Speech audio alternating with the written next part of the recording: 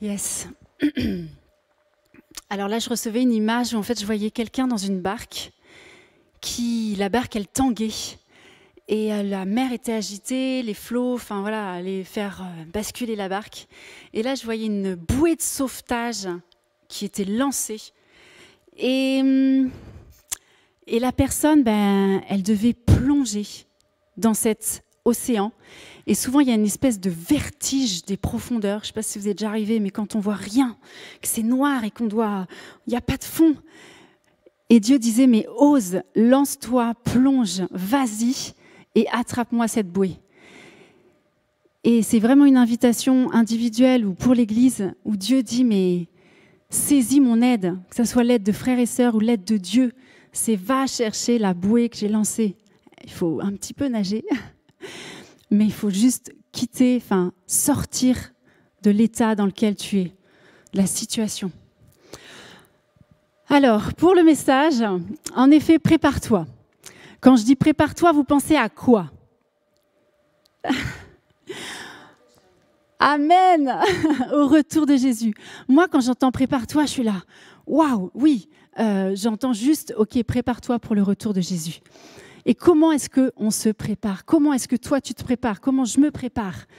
Alors, la petite anecdote, c'est qu'il n'y a pas si longtemps que ça, j'étais en train de me maquiller dans ma salle de bain et ma fille rentre. Puis elle me dit, mais maman, mais pourquoi tu te fais belle comme ça tous les jours? Puis là, je lui dis, mais tu sais, c'est au cas où Jésus revient me chercher maintenant pour les noces. Pour les noces. Toi, tu as déjà vu une mariée non maquillée? Et là, voilà. Et je me suis dit, mais oui, est-ce qu'on est prêt chaque jour? Est-ce qu'on se prépare quotidiennement? Moi, je veux être prête et donc maquillée. Et on a tous, on sait tous comment se préparer. On a tous dû se préparer pour aller à l'école, pour un rendez-vous, pour des examens, pour des auditions, pour des compétitions, des concours. On s'est préparé et on sait qu'il y avait des objectifs à atteindre. On a travaillé dur, on a persévéré. Et on sait tous comment se préparer. Et même Jésus, il a dû se préparer quand il était dans le désert avant le ministère, il s'est préparé. Quand il était avant la crucifixion, il s'est préparé dans la prière. On sait comment se préparer, mais est-ce qu'on sait quels sont les objectifs à atteindre et qu'est-ce que Dieu attend de nous pour son épouse, pour être prêt? Est-ce qu'on a la feuille d'objectifs? Parce que, en tant que disciple de Jésus, on est embarqué dans une course. On est embarqué dans cette course qui dit « Je cours vers le but pour obtenir le prix de l'appel céleste de Dieu en Jésus-Christ. » Donc on est dans cette course, qu'on le veuille ou non, on est dans cette course. Et qui dit course, dit prix. Il y a aussi ce verset qui dit « On n'a jamais vu un athlète remporter le prix sans avoir respecté toutes les règles. » Donc qui dit course, dit prix. Et puis, moi, quand je lis l'Apocalypse... alors, c'est sûr qu'on est dans une société qui n'aime pas trop le côté gagnant, perdant, on veut que tout le monde... voilà. Mais moi, quand je lis l'Apocalypse, je vois que ça parle que de ça, que de vainqueurs. Le vainqueur, tatati, le vainqueur. Dans Apocalypse 3,21, c'est le vainqueur, je le ferai siéger avec moi sur mon trône. Comme moi-même, je suis allée siéger avec mon Père sur son trône, après avoir remporté la victoire. Donc, qu'on le veuille ou non, il y a une course, il y a un prix et il y a un vainqueur. Et quand je lis la Bible, je vois que Jésus, il dit qu'il va revenir bientôt. C'est génial. Mais il vient chercher qui? Il vient chercher son épouse. Alors, c'est qui son épouse? C'est moi, c'est toi, c'est nous. C'est tous ceux qui ont décidé de recevoir le pardon de leurs péchés par sa grâce et qui ont choisi de le suivre, de le servir, de faire sa volonté. De vivre pour lui. Alors, si moi j'en fais partie, comment je me prépare pour ces futures noces? Est-ce que c'est juste, je prie, je lis la Bible, je vais à l'église? Et puis voilà, hop, j'ai coché toutes les cases, c'est bon, ça y est, hop. C'est bon de connaître quelle est la feuille d'objectif de Dieu. Qu'est-ce qu'il attend de nous et de moi? Alors, il dit, il est venu pour faire paraître, donc en Éphésiens 5, 27, pour faire paraître devant lui cette Église glorieuse, sans tache, ni ride, ni rien de semblable, mais sainte et irréprochable. Dans certaines traductions, il y a « rayonnant de beauté », ni aucun défaut. Et je me dis, waouh, vous vous sentez comme ça, vous? La barre, elle est haute. Alors, sans tache, c'est quoi sans tache? C'est quoi les taches?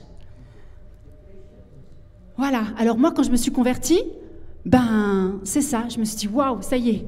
Je me suis convertie, j'ai changé de royaume, mon péché a été lavé, pardonné, je suis justifiée, ma robe est blanche par le sang de Jésus. Donc je me suis dit, ok, ben moi c'est bon.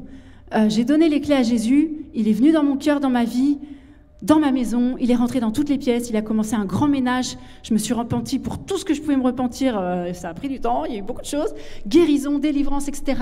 Il vient faire le ménage. Donc ça, c'est par sa grâce et par son esprit qui fait ça. Mais il y a eu des fois où tout d'un coup, j'étais zélée pour Dieu, zélée pour son épouse, pour son église.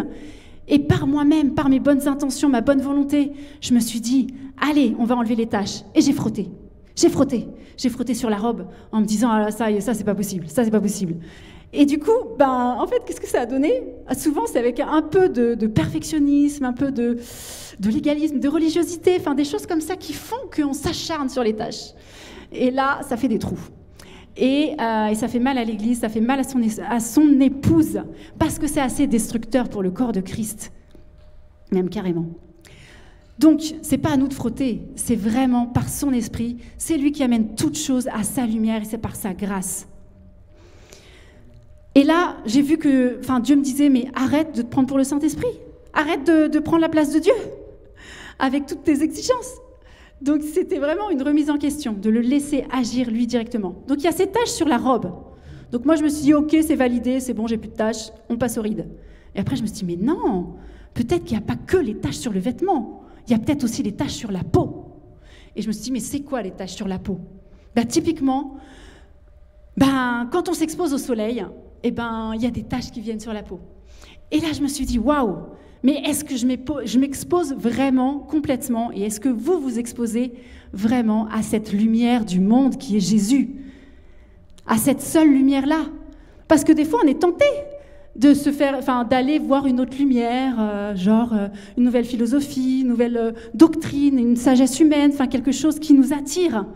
Et on a envie de cette lumière-là. Et tout d'un coup, on a des tâches qui arrivent.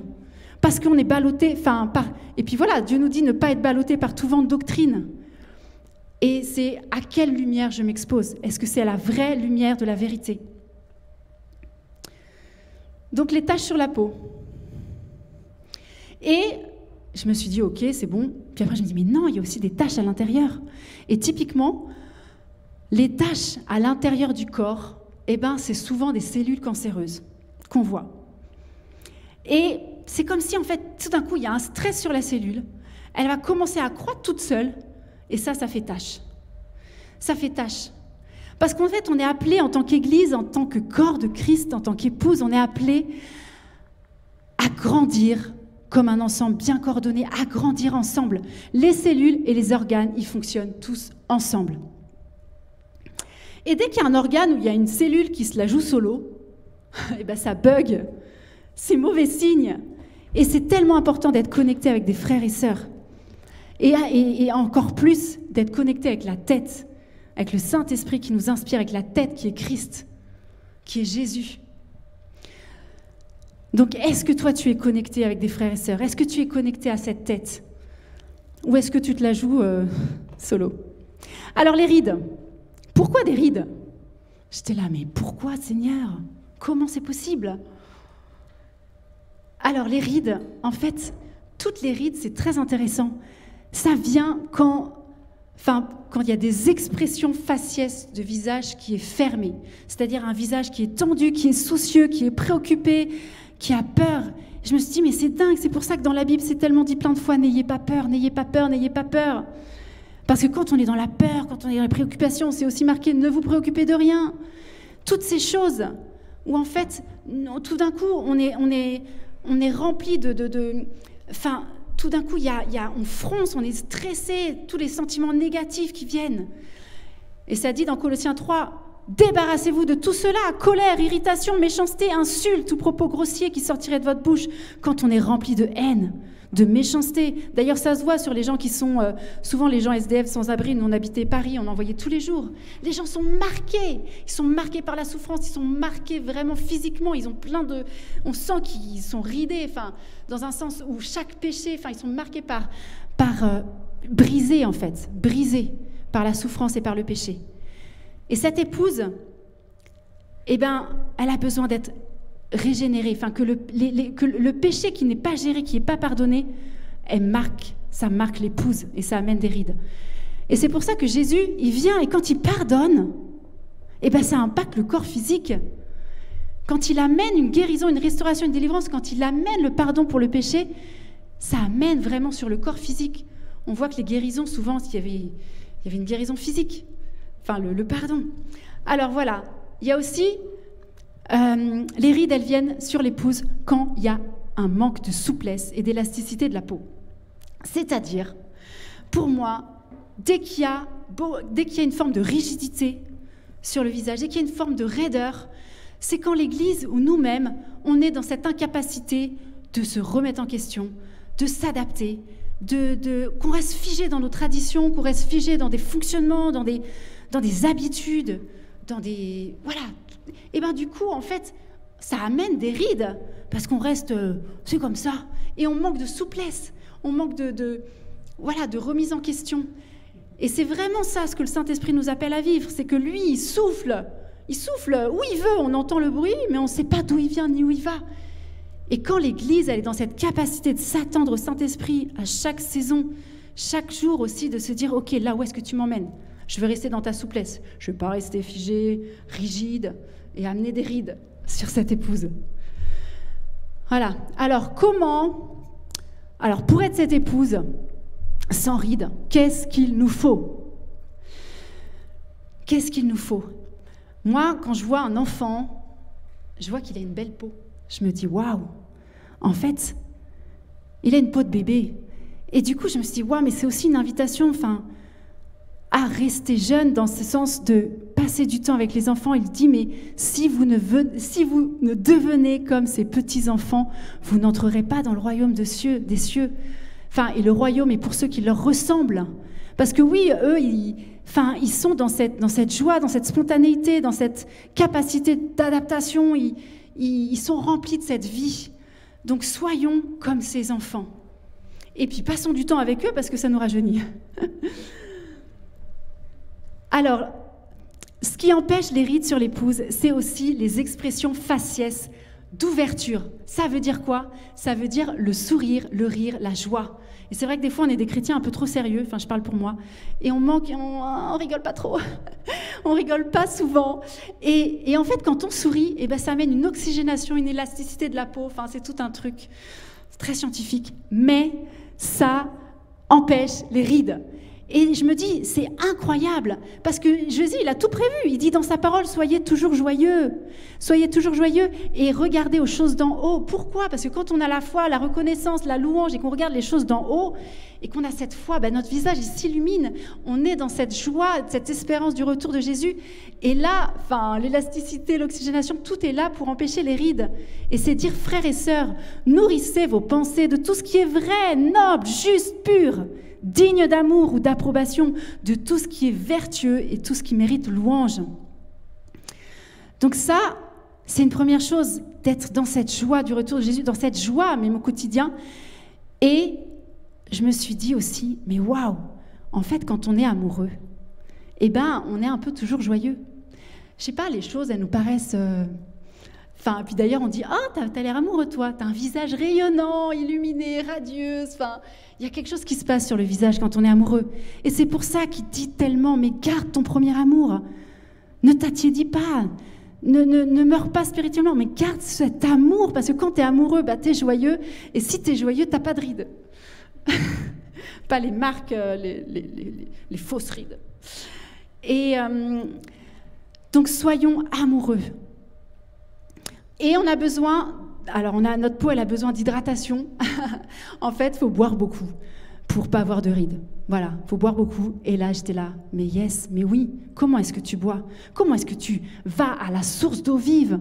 Comment est-ce que tu vis cette intimité où il y a des fleuves où tu reçois, où juste le Saint-Esprit coule et coule? Et ta peau, elle a besoin de boire. Et toi, en tant qu'individu, tu as besoin de boire. Et pour empêcher ces rides d'arriver. Et c'est cette intimité, quand tu reçois des révélations de Dieu, c'est puissant.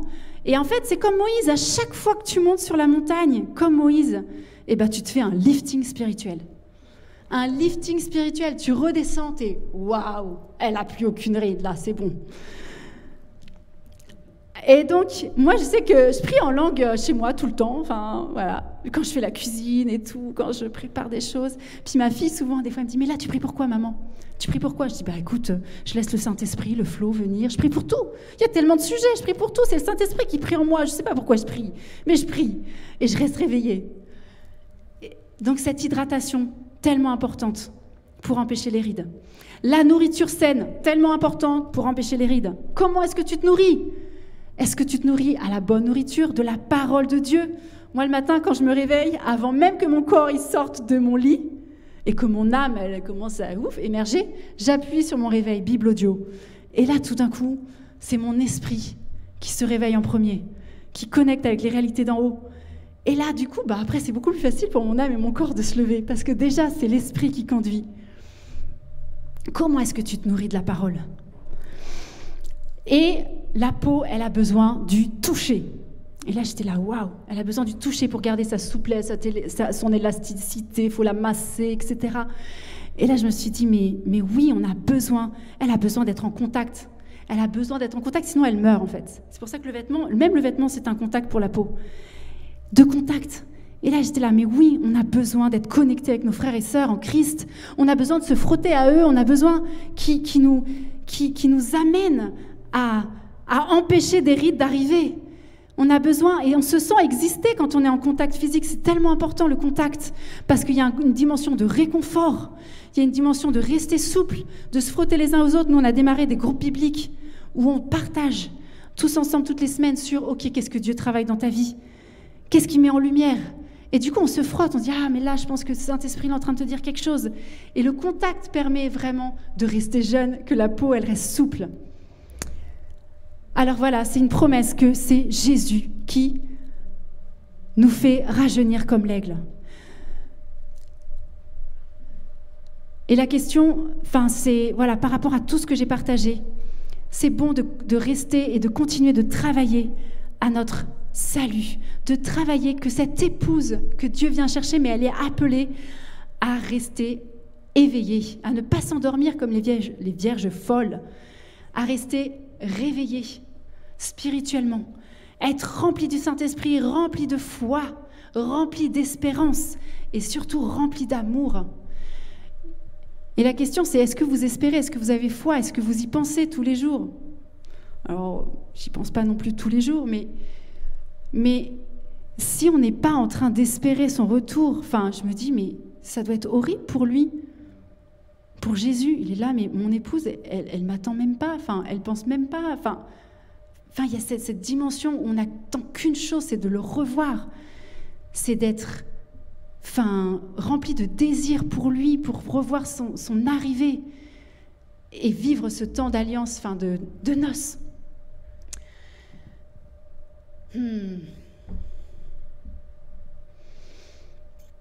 Alors soyons prêts, les amis, soyons prêts, parce qu'on ne connaît ni le jour, ni l'heure, et personne ne les connaît. Ni les anges des cieux, ni le Fils, mais le Père seul. Alors j'ai terminé. Pour finir, je voudrais vraiment qu'on puisse prier par rapport à tout ça, en demandant à Dieu, ok Seigneur, montre-moi quelles sont les tâches. Est-ce que vraiment ma robe a été lavée? Est-ce que j'ai été justifiée par le sang de Jésus? Est-ce que je suis rentrée dans ton royaume? Est-ce que j'ai pas des tâches qui apparaissent parce que justement je suis attirée par un nouveau courant de psychologie qui m'attire à fond et auquel je passe des heures à cette lumière-là et puis du coup je vois même plus la vérité de la parole? Est-ce que j'ai des tâches où où en fait je me sépare complètement et je vis ma vie en solo tout seul, en me disant j'ai pas besoin des autres. Quelles sont les rides que Dieu me montre dans ma vie?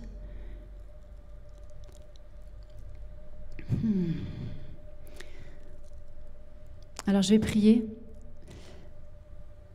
et puis je laisserai la parole. Ouais, Seigneur. Seigneur, c'est toi qui agis par ton esprit. C'est toi qui viens mettre en lumière toutes choses dans nos vies, Seigneur. C'est toi qui viens préparer ton épouse. C'est toi qui viens nous montrer, Seigneur, où sont les tâches, quelles sont les rides. Seigneur, c'est toi par ton esprit qui vient combler toute vallée, qui vient rabaisser toute montagne, qui vient rendre droit les sentiers. C'est toi qui prépares ton Église. C'est toi qui changes la tristesse en joie. C'est toi qui changes le deuil en allégresse. C'est toi qui nous fais espérer en toi, qui nous fait garder la foi, courir la course, remporter le prix. C'est toi qui nous donnes, Seigneur, de marcher avec toi par ton esprit, ni par force, ni par puissance, mais par ton esprit, pas avec notre propre volonté de faire les choses. Mais Seigneur, c'est toi qui sanctifie nos cœurs. Seigneur, et je prie vraiment que tu nous donnes de reconnecter avec ce premier amour. Seigneur, d'être passionné, d'être rempli de joie et d'amour pour toi.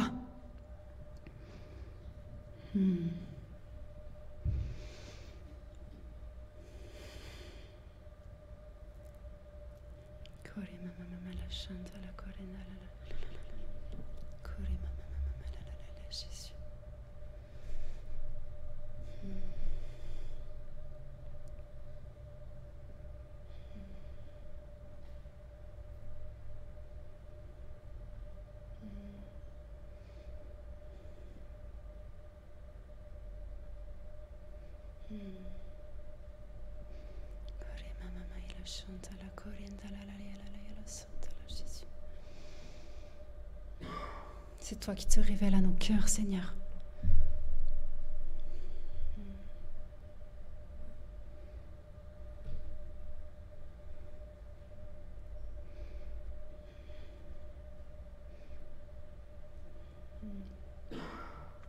C'est toi qui me montres aussi avec qui tu me donnes d'être connecté dans le corps.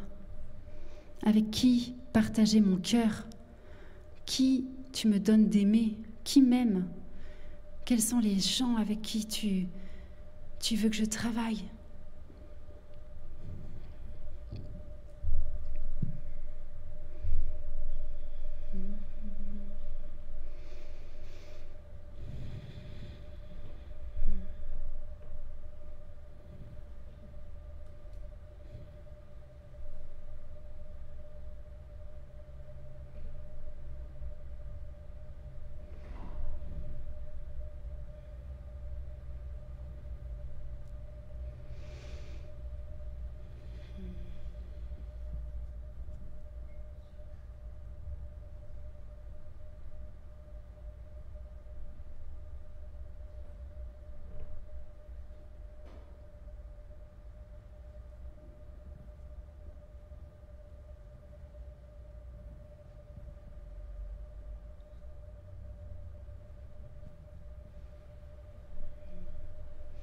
Et Seigneur, donne-nous cette souplesse, cette capacité de juste être connecté avec ton esprit à chaque instant et de se laisser conduire